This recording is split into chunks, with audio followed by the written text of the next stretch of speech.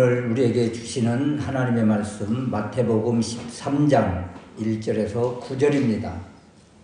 그날에 예수께서 집에서 나가사 바닷가에 앉으심에 큰 무리가 그에게로 모셔 들거늘 예수께서 배에 올라 앉으시고 온 무리는 해변에 서 있더니 예수께서 비유로 여러 가지를 저희에게 말씀하여 가라사대 씨를 뿌리는 이가 뿌리러 나가서 뿌릴 때 더러는 길가에 떨어짐에 새들이 와서 먹어버렸고 더러는 흙이 얕은 돌밭에 떨어짐에 흙이 깊지 아니하므로 곧 싹이 나오나 해가 돋은 뒤에 타서 뿌리가 없으므로 말랐고 더러는 가시떨기 위에 떨어짐에 가시가 자라서 기운을 막았고 더러는 좋은 땅에 떨어짐에 어떤 것은 100배 어떤 것은 60배 어떤 것은 30배의 열매를 맺었느니라. 귀가 있는 사람은 들을지니라 하시니라.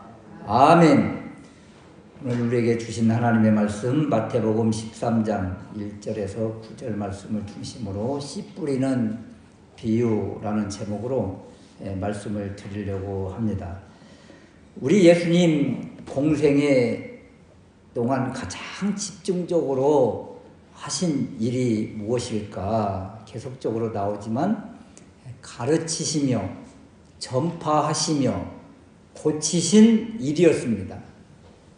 마태복음 4장 23절 말씀에 보면 예수께서 온 갈릴리에 두루 다니사 저희 회당에서 가르치시며 하늘 왕국 복음을 전파하시며 백성 중에 모든 병과 모든 약한 것을 고치시니 이렇게 가르치시고 전파하시고 고치셨다.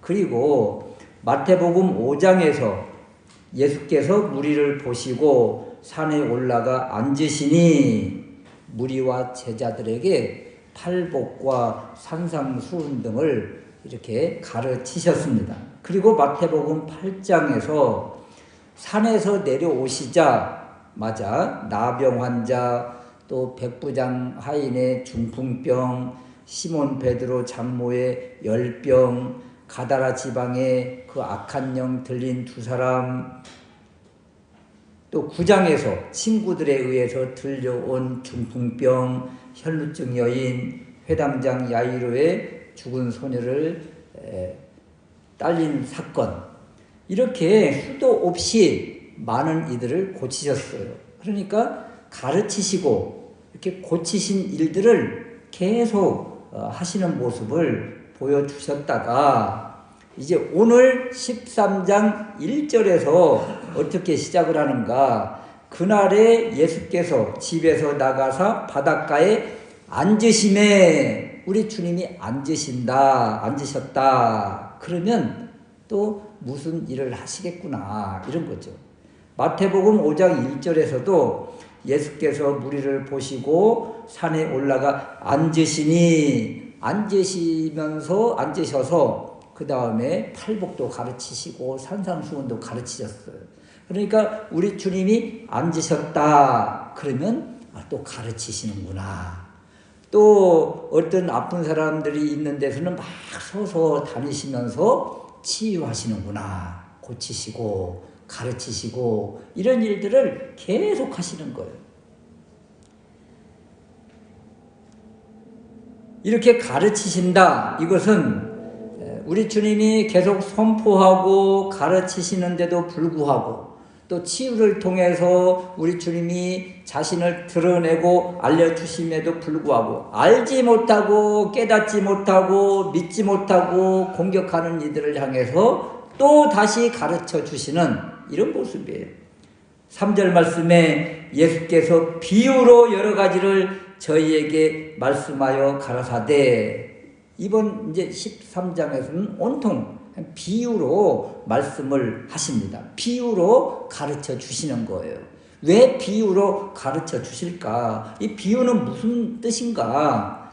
헬라어로 파라볼레 이런 단어인데 곁에 놓다. 다른 것을 곁에 놓아서 그 원래 있던 것을 잘 알게 이렇게 가르쳐 주는 것. 이것을 이제 비유라고 그래요. 그래서 비교 또는 예정 또 우리가 잘 아는 요즘 뭐 예화 이런 것까지 이런 것들이 다 비유로 원래 것들을 더 잘 알고 깨닫게 하기 위해서 비유로 이렇게 가르쳐 주는 모습이에요. 그래서 일상적인 이 법들을 통해서 이 영적인 진리를 이렇게 가르치고 전달하는데 효과적인 이 방법이 비유로 가르치는 거예요. 비유로 이야기하면 쉽게 알아듣잖아요. 또 예화를 하면 또 쉽게 깨닫잖아요. 그런 것처럼 쉽게 알고 깨닫게 하기 위해서 이 비유로 이제 가르쳐 주시는데 13장에는 온통 비유의 모습이에요. 씨 뿌리는 비유, 땅의 비유, 겨자씨 비유, 누룩 비유, 밭에 감추어둔 보화, 또 좋은 진주를 구하는 장사, 뭐 이런 비유들을 통해서 깨닫게 하시는 거예요. 그래서 이 비유로 하신 특별한 이유와 목적이 있는데, 깨닫는 이, 받아들이는 이에게는 더 쉽게 깨닫고 알게 하기 위해서 비유로 하시고, 또 하나는 13절 말씀인데 마태복음 13장 13절 말씀에 보면 내가 저희에게 비유로 말하기는 저희가 보아도 보지 못하며 들어도 듣지 못하며 깨닫지 못함이니라. 오히려 깨닫지 못하게, 알지 못하게 비유로 하신다는 거예요. 이들은 왜 주님의 비유를 깨닫지 못할까요? 15절 말씀에 이 백성들의 마음이 완악하여져서 그 귀는 듣기에 둔하고 눈은 감겨있기 때문이라. 이들이 누굽니까? 완악하고 또 귀를 닫고 눈이 감겨있는 이들이 누구예요?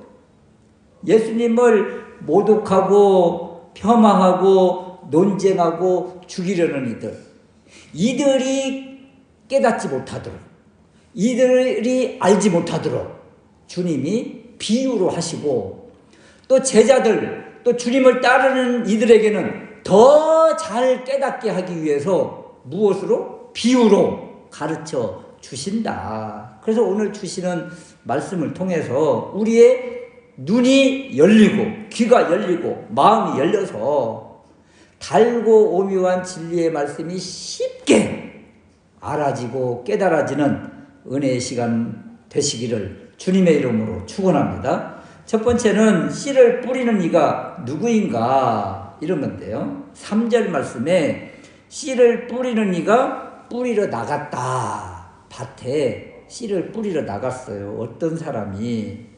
또 무슨 씨를 뿌렸을까?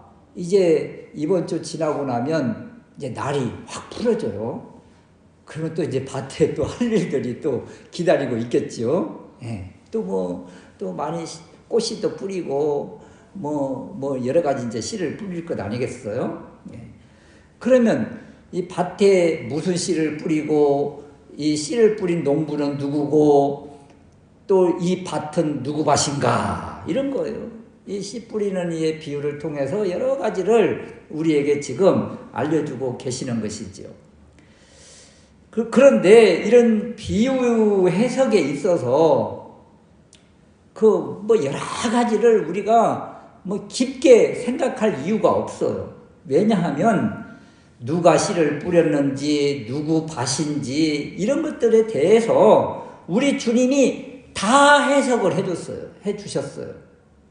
그러니까 우리 주님이 해석해 주신 그것을 통해서 우리가 이 비유를 깨달아야지 이 비유에 어떤 오묘하고 심오한 어떤 진리가 담겨 있을까? 그래서 막 깊이 파고 그래서 이상하게 잘못 해석할 것이 아니라 우리 주님이 가르쳐 주신, 해석해 주신 그 내용만 보면 이 비유의 의미를 알 수 있는 것이죠. 그래서 주님이 그렇다면 어떻게 해석을 해주고 계시는가? 37절 말씀에 보면 좋은 씨를 뿌리는 이는 누구예요? 뿌리는 사람이 누구예요? 인자요 그러잖아요. 인자가 누구예요? 우리 주님을 표현해요. 우리 주님을 표현할 때 다른 의미로 인자 또는 주님, 메시아, 그리스도 이렇게 여러 표현이 있죠. 하나님의 아들, 그리스도 이런 것들이 다 우리 주님에 대한 표현인데 이 말씀 속에서는 인자라. 인자도 역시 우리 주님을 말씀하고 계세요. 주님이 어떤 씨를 뿌려요? 좋은 씨를 뿌리지요. 어디에 뿌려요? 당연히 밭에 뿌리죠. 이 밭의 주인이 또 누구예요? 남의 밭에 여러분 씨 뿌리는 사람 봤습니까? 24절 말씀에 보면 하늘왕국은 좋은 씨를 뿌린다고 하잖아요. 좋은 씨를 제 밭에 뿌린 사람과 같더니 자기 밭에 뿌리는 거죠. 주인이 뿌리는 거예요. 주인 밭에. 자기 밭에 씨를 뿌리지. 여러분 좋은 씨가 있는데 요 밑에 밭이 우리 교회 밭도 아닌데 거기다가 좋은 씨를 뿌리겠어요? 우리 밭에 뿌리는 거예요. 자기 밭에. 지금 우리 주님이 주시는 이 비유, 해석이 어려운 것이 아니잖아요. 누가 씨를 뿌렸어요? 농부가 씨를 뿌렸어요? 좋은 씨를 뿌려요? 나쁜 씨를 뿌려요? 좋은 씨를 뿌리지요. 좋은 씨를 뿌렸어요. 그러면 이 누구 밭에 뿌려요? 자기 밭에 뿌리지요. 뭐 해석이 어려운 것이 아니에요. 주님이 다 알려주셨어요. 그러면 이것이 밭이 어딘가 이런 거죠. 이제 밭이 어딘가. 요한복음 1장 9절 이하에 보면 참 빛, 곧 세상에 와서 각 사람에게 비추는 빛이 있었나니 그가 세상에 계셨으며 세상은 그로 말미암아 지은 바 되었으되 세상이 그를 알지 못하였고 세상은 그로 말미암아 지은 바 되었다. 그분이 지으셨다. 지으신 분이 주인이죠. 주인이신 주님이 이 세상에 오셨는데 세상이 그를 알지 못하였고 자기 땅에 오매 자기 백성이 영접하지 않았다. 자기 땅이라고 그러잖아요.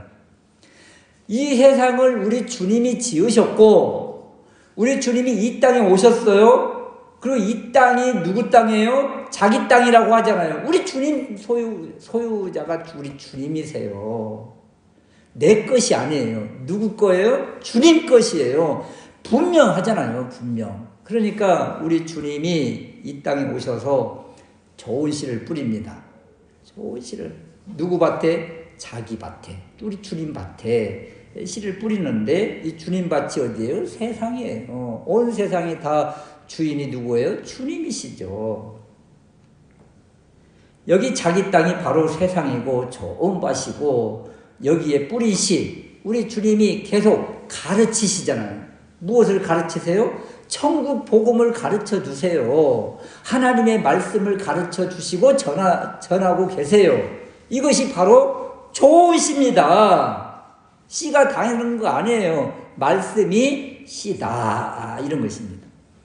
주님이 오셔서 계속 가르치시고 치유하시는 것들이 바로 복음의 씨, 말씀을 뿌리는 모습이다. 이렇게 능력과 권세를 통해서 선포한 말씀, 이 말씀이 하나님의 말씀인 것을 보여주고 계시는 거예요. 그리고 주님 자신이 누구다? 하나님이 보내신 메시아, 예언되어진 그 메시아 그리스도임을 증명하고 계시는데 무엇을 통해서? 가르치시고 그리고 고치시면서 우리 주님이 구약에 예언되어진 메시아 그리스도 하나님의 아들인 것을 가르쳐 주시는데 깨달아요? 못 깨달아요? 못 깨닫는 거예요. 그래서 우리 주님이 계속 이렇게 가르쳐 주고 계시다. 그래서 주님을 받아들이는 부류들, 오늘날은 예수 믿는 사람들이 다 주님의 밭이잖아요. 그래서 주님을 어떻게 받아들이는가, 주님께서 선포하신 하나님의 말씀 복음을 어떻게 받아들이는가, 개인에게 지금 상태가 어떠한지 이제 4가지의 밭을 통해서 알려주고 계시는 거예요. 그러니까 부류별로 이런 네 가지의 밭이 있을 수도 있고 또 한 사람 안에 네 가지의 밭의 그 상태가 있을 수가 있다. 그래서 우리 안에 이런 이제 길가, 이런 좋지 못한 돌짝밭, 이런 밭들 마음의 상태가 있다면 어떻게 해야 되겠어요? 드러내야 되겠죠. 그래서 좋은 밭으로 바꿔서 하나님의 말씀을 잘 받아들여서 말씀에서 주시는 놀라운 은혜와 능력을 경험해야 되지 않겠습니까? 그래서 오늘 말씀 네 가지의 밭의 상태의 모양을 통해서 우리 자신은 어떠한 상태인지, 첫 번째 주시는 밭의 모양이 길가 밭입니다. 길가. 13장 4절 말씀에 보면 길가에 떨어짐에 새들이 와서 먹어버렸다. 이게 밭에 길가가 있다는 거예요. 여러분, 이스라엘은 길가가 별도로 없다고 그래요. 밭에 길이 별도로 없대요.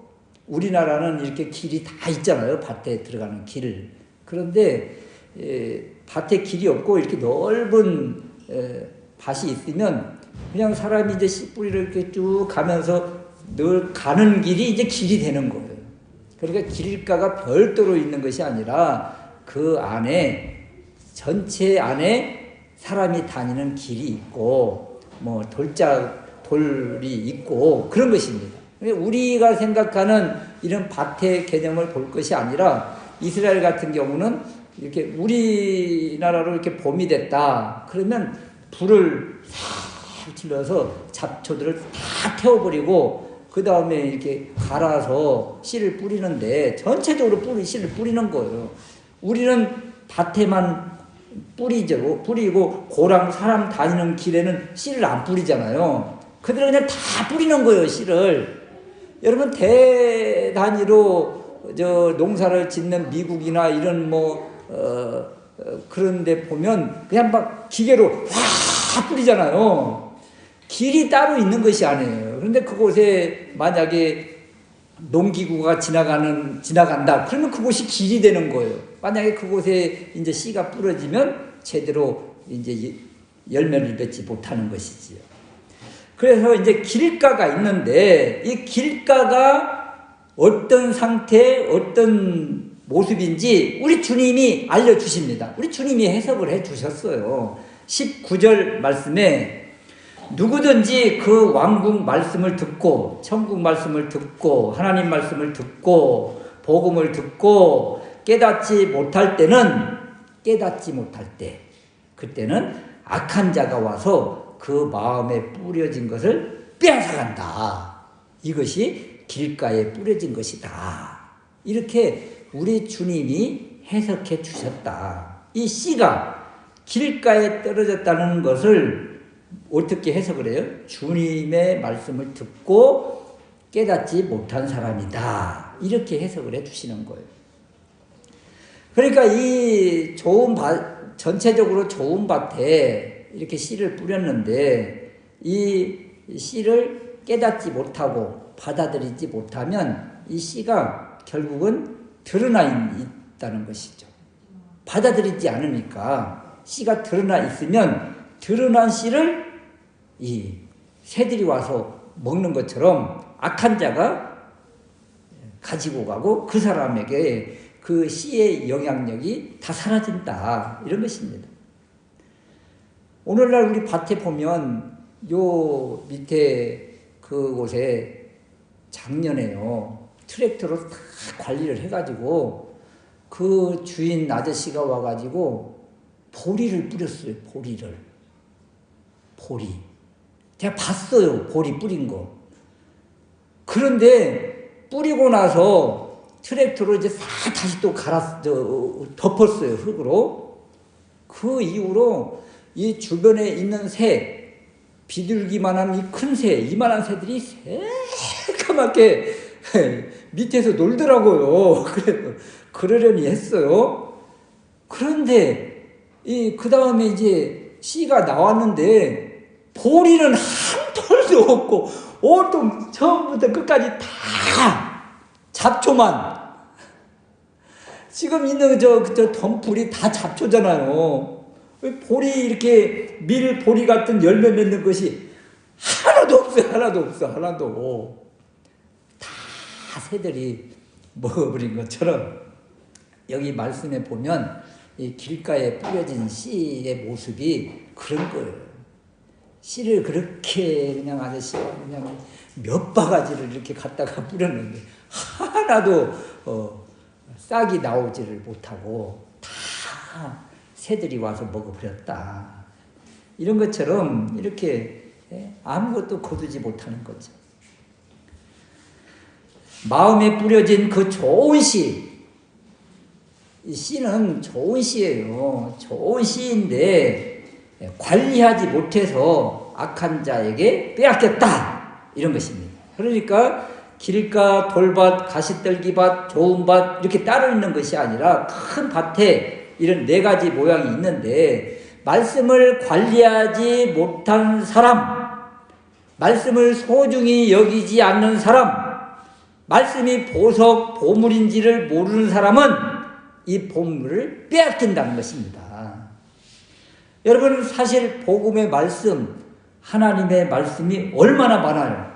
여러분 우리 이 성경책에 성경이 구약 39권, 신약 27권, 전체 1189장, 31,102절, 31,102절 가운데 우리가 굳게 지키고 마음에 품고 있는 말씀이 몇 절이나 됩니까?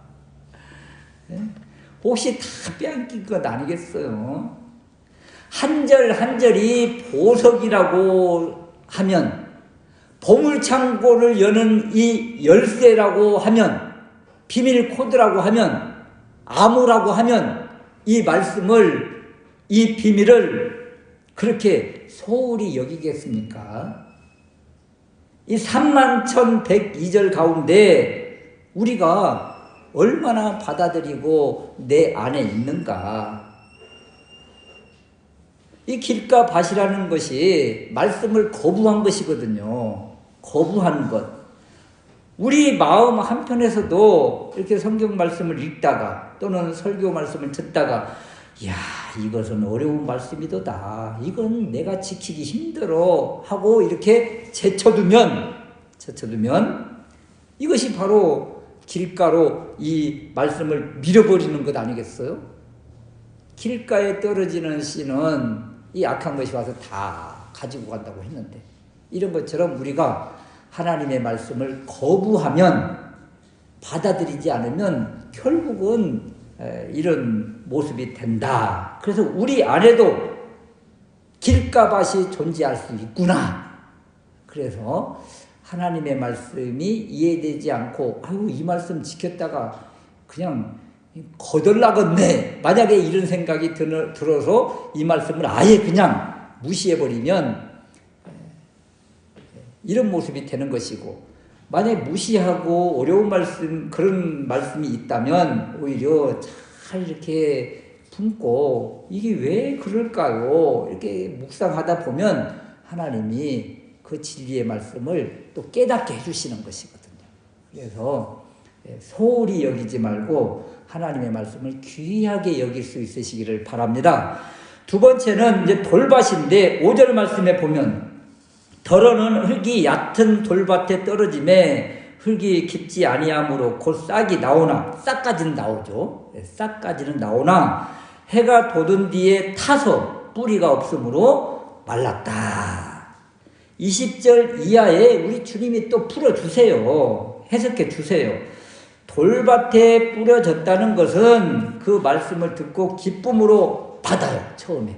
그랬다가 그 속에 뿌리가 없어 잠깐 견디다가 견디고 하려고 몸부림을 치다가 그냥 환난이나 핍박이 일어나는 때에 넘어지는 사람, 이런 사람을 돌밭에서 뿌려진 씨가 잠깐 났다가 그냥 태양볕에 그냥 쓰러져 버리는 이런 모습이다. 이렇게 우리 주님이 표현해 주셨잖아요. 해석해 주셨잖아요.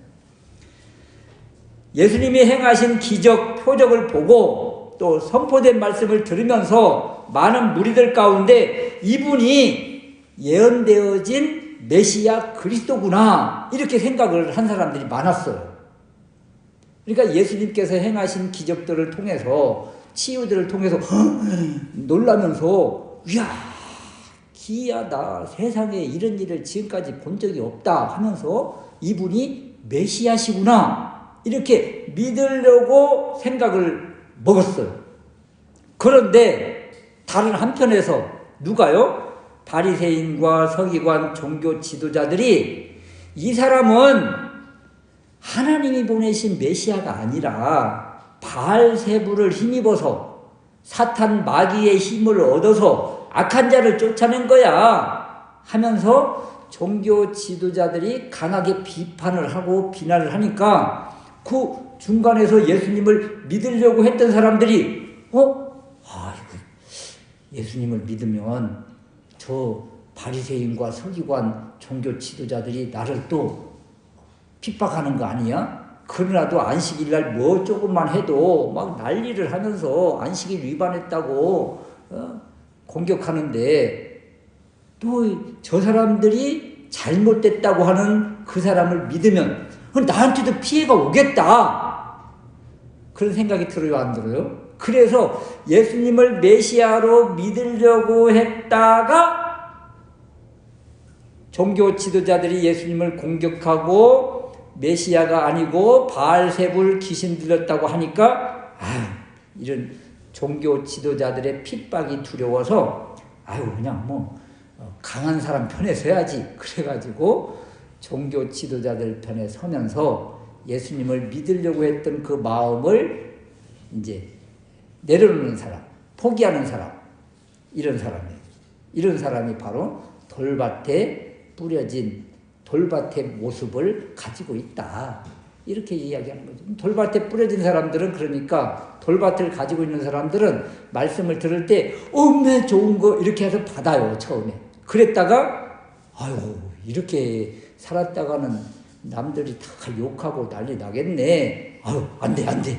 그래서 그 말씀을 이제 새기지 않으면 이런 모습이 된다. 말씀이 잘하는 듯 하다가 그냥 꺾여지는 이런 모습이다. 이런 것이죠.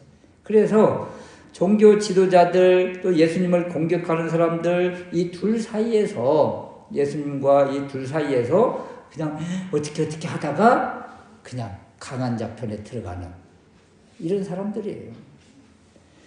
이런 사람들이 엘리야 시대 때도 있었는데 열왕기상 18장 21절 말씀에 엘리야 선지자가 강하게 외치기를 이래요. 너희가 어느 때까지 둘 사이에서 머뭇하려느냐 이런 거죠. 열왕기상 18장 21절에 엘리야가 그 백성들에게 바알과 아세라를 섬기는 이들에게 여호와가 만일 하나님이면 그를 따르고 바알이 만일 하나님이면 그를 따를지니라. 왜 둘 사이에서 결정하지 못하고 머뭇머뭇거리면서 양다리를 걸치고 있느냐.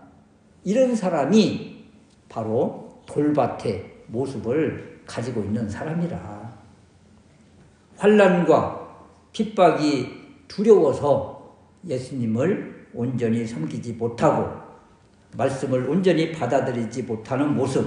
그래서 이 돌밭의 모습에 좋은 씨가 뿌려지는데도 불구하고 이 씨의 그 영향력을 행사하지 못하고 말씀의 능력을 발하지 못하고 그냥 사그라지는 안타까운 모습이 돌밭의 모습이다. 그러니까 우리도 말씀을 이렇게 보고 또 듣고 이렇게 할 때 이렇게 하면 능력이 나타나겠구나. 은혜가 오겠구나. 그러면 그 말씀을 선포를 해야 되는데 붙잡아야 되는데 나 같은 사람이 그러면서 이렇게 포기해버리면 이 돌밭의 모습이어서 말씀의 능력과 영향력이 나타나지 않는다. 이런 것입니다. 세 번째 이제 가시떨기가 나와요. 가시떨기 밭 7절 말씀에 더러는 가시떨기 위에 떨어짐에 가시가 자라서 기온을 막았다. 이것이 무엇인가? 우리 주님이 또 해석을 해 주셨어요. 마태복음 13장 22절에서 해석해 주셨는데 가시떨기에 뿌려졌다는 것은 그 말씀을 들으나 세상의 염려와 재물의 유혹에 그 말씀이 막혀 열매를 맺지 못하는 자다. 이 가시떨기에 뿌려진 씨앗, 우리가 이 밭에서 농사를 지으면서 많이 보잖아요. 가시떨기 그 사이에 처음에는 가시떨기가 아니었어요. 불로 다 태웠으니까. 그런데 가시떨기가 이렇게 자라고 그 사이에 씨가 자라면 그 뭐 가시떨기 주변 숲풀에 가려져서 자라기는 자라잖아요. 아주 그냥 야리 해가지고 이렇게 자라는데 뭐 힘이 없잖아요. 힘이 없어. 그래서 열매를 맺지 못해요. 이런 가시떨기 속에서 자라는 이 채소들 또는 무슨 곡식들 열매를 맺을 수가 없어요. 풀이 많이 주변에 있는데 그 사이에 우리가 풀을 이렇게 매주지 않으면 이 곡식이 자라기는 해요.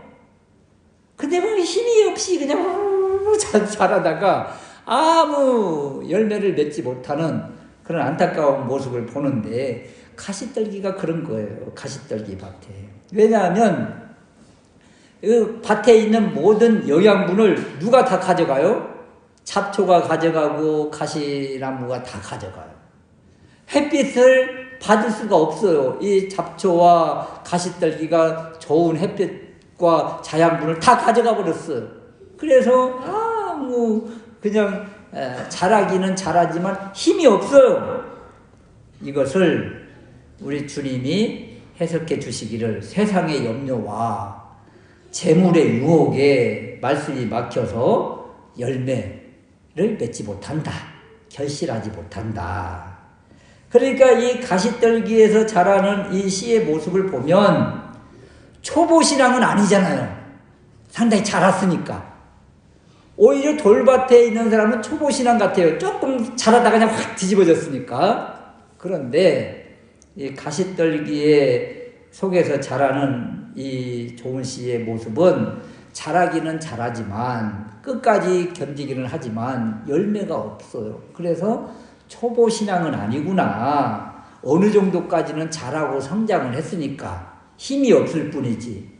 그러나 더 이상 힘을 얻지 못한다는 것은 신앙생활을 하려고 하는데 세상의 염려, 재물의 이런 모습, 이런 것들로 인해서 그 염려가 너무 큰 거예요. 너무 큰 거예요. 여러분 학생들을 한번 생각해 보세요. 요즘 학생들이 대부분 이런 마음을 가지고 있다는데요. 주일 예배를 드려야 되는데 월요일 날 중간고사나 기말고사나 시험이 있네.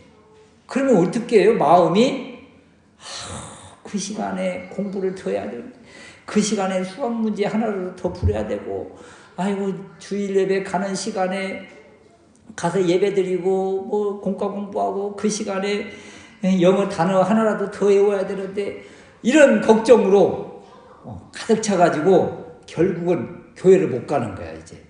그리고 주일날만 공부하면서 이렇게 하는 모습, 이 모습이 가시떨기 밭의 모습이에요. 그러니까 완전히 주님을 떠난 것은 아니에요. 예배도 알기는 알아요. 그런데 이 세상의 염려와 재물의 유혹, 시험과 물질 이런 것들이 너무나 강하게 있어서 그걸 이겨내지 못하고 그냥 그 염려 가운데 온전히 주님께 마음을 드리지 못하는 모습, 이 모습이 바로 이 가시떨기와 같은 모습이죠. 저도 신앙생활을 하면서 11조 이런 문제에 걸려서 계속 못하고 있다가 언제 한번 지금부터 11조를 하자 이렇게 딱 정해가지고 이렇게 그냥 막 결심을 하고 나서야 그 11조의 그 어려움을 이렇게 뛰어넘은 적이 있는데 이런 것들 문제들을 헌금생활 이런 주일 성수 이런 것들 이렇게 훌쩍 뛰어넘는 것이 쉽지가 않아요. 쉽지가 않아. 그래서 상당 부분이 이 가시떨기 이 안에 갇혀 있는 그런 모습이 아닌가. 마태복음 6장 24절 이하에 보면 내가 너희에게 이르노니 목숨을 위하여 무엇을 먹을까 무엇을 마실까 몸을 위하여 무엇을 입을까 염려하지 마라. 목숨이 음식보다 중하지 아니하며 몸이 의복보다 옷보다 중하지 아니하냐. 마태복음 6장 33절 말씀에 너희는 먼저 하나님의 왕국과 하나님의 의를 구하라. 그리하면 이 모든 것들 어떤 것들이에요? 우리가 염려하는 그 모든 것들을 다 해주시지 않겠는가. 이런 이제 믿음의 분량에 의해서 그냥 여기에서 머무는 경우가 많다. 뭐 회사 모임, 친구 모임, 자녀 모임, 취미 모임 이런 것들이 우선이 되고 주님과의 관계가 순위에서 점점 밀리는 모습이 바로 가시떨기에 뿌려진 그런 상태의 모습이라. 알기는 알지만 결단하지 못하는 이런 모습이지요.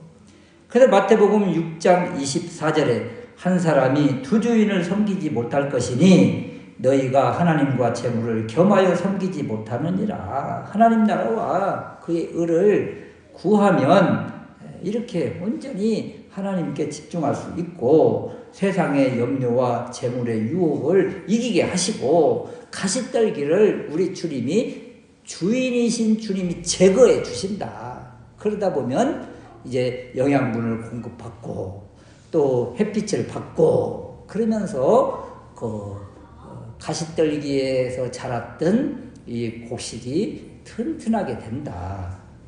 우리도 이런 결단을 하다 보면 우리 주님이 우리의 인생을 책임져 주신다. 이런 거예요. 네 번째는 이제 좋은 땅입니다. 좋은 땅 8절 말씀에 더러는 좋은 땅에 떨어짐에 어떤 것은 100배, 어떤 것은 60배, 어떤 것은 30배의 열매를 맺었느니라. 우리 주님이 또 해석을 해주셨어요. 23절 말씀에 좋은 땅에 뿌려졌다는 것은 그 말씀을 듣고 깨닫는 사람이다. 그래서 열매를 맺는데 어떤 것은 100배, 어떤 것은 60배, 어떤 것은 30배가 되느니라. 결실, 열매를 맺는 삶. 또 너무 많아서 이 열매를 나누는 삶을 살게 하신다. 베드로가 이런 경험을 하지 않던가요? 배에 가서 깊은 데 가서 그물을 내려라. 그랬더니 지금까지 밤새도록 해봤지만 거둔 것이 하나도 없지만 주님의 말씀 의지하여 가서 실행에 옮겼더니 그물이 찢어질 정도로 고기를 낚은 거예요. 그럼 어떻게 해요? 혼자 다 감당이 되지 못해서 옆에 동물을 불러서 같이 거두어 드렸다. 이것이 바로 100배의 수확을 100배의 열매를 거두는 이의 모습 아닙니까? 내가 거둔 것이 너무 많아서 옆에 사람에게 도움을 구하고 나누는 이런 모습. 이것이 바로 진정한 그리스도인의 모습 아니겠어요? 나누는 모습. 어떤 사람이 이런 복을 받는다고요? 하나님의 말씀을 깨닫고 그 말씀 안에서 사는 그리스도인이 이런 열매 맺는 삶을 살게 된다. 요한복음 15장 5절 말씀에 나는 포도나무요 너희는 가지라. 그가 내 안에 내가 그 안에 거하면 사람이 열매를 얼마를 맺는다고 그래요? 많은 열매를 맺나니. 그러잖아요. 많은 열매 얼마만큼요? 30배, 60배, 100배의 많은 열매를 맺는다. 비결이 뭐예요? 주님 안에 있는 것이요 주님의 말씀을 품고 묵상하는 이가 바로 이런 복을 받으리라. 시편 1편 2절 말씀에도 오직 여호와의 율법을 즐거워하여 그의 율법을 주야로 묵상하는도다. 그러면 그는 시냇가에 심은 나무가 철을 따라 열매를 맺으며 그 잎사귀가 마르지 아니함 같으니 그가 하는 모든 일이 다 형통하리로다. 그러죠. 말씀을 묵상하고 말씀을 받아들이고 주님 안에 거하고 그런 삶을 살면 주님이 이런 삶이 되게 하신다. 오늘 우리에게 주시는 메시지도 동일합니다. 우리 안에 이런 네 가지 밭의 모습이 다 있어요. 좋은 밭도 있고요. 가시떨기도 있고, 또 돌밭도 있고, 길가밭도 있어요. 우리 안에 다 가지고 있는 모습이에요. 어떤 한 사람이 다 좋은 밭일 수 없어요. 목회자도 길가가 있을 수도 있어요. 돌밭도 있어요. 그 누구나가 다 가지고 있는 거예요. 그러나 어떻게 좋은 밭을 가지고 있는가? 그리고 하나님의 말씀을 받아들이고 주님 안에 있는 사람은 이렇게 여러 가지의 밭을 가지고 있는 것 같지만 멀리서 바라보니까 온통 다 황금 물결인 거예요. 그렇잖아요. 우리도 이 밭을 농작을 해보지만 멀리서 바라보면 다 고추밭처럼 보여요. 고추를 심었을 때. 또 배추를 심었을 때 온통 배추밭처럼 보여요. 물론 그 가운데 보면 길도 있고 그 안에 뭐 잡초도 있고 그렇잖아요. 그렇지만 멀리서 바라보니까 황금 물결이더라. 추수밭이더라. 이 씨를 뿌리는 이 비유를 통해서 우리가 예수님 안에 있으면 주님을 믿음으로 받으면 고백하면 우리의 모습이 좋은 밭처럼 되어서 누리는 그런 삶이 되는 것이다. 그래서 살면서 길가, 돌짝, 가시떨기 이런 것들을 이제 가꾸면서 좋은 밭으로 이제 영향력을 행사하는 그런 삶을 살아야 된다. 그래서 우리가 주님을 끝까지 믿고 말씀 안에 살려고 몸부림치고 그러면 주님이 보내신 성령님을 통해서 이 악한 자를 이기게 하시고 가시떨기를 뽑게 하시고 그리고 열매 맺는 삶이 되게 하신다.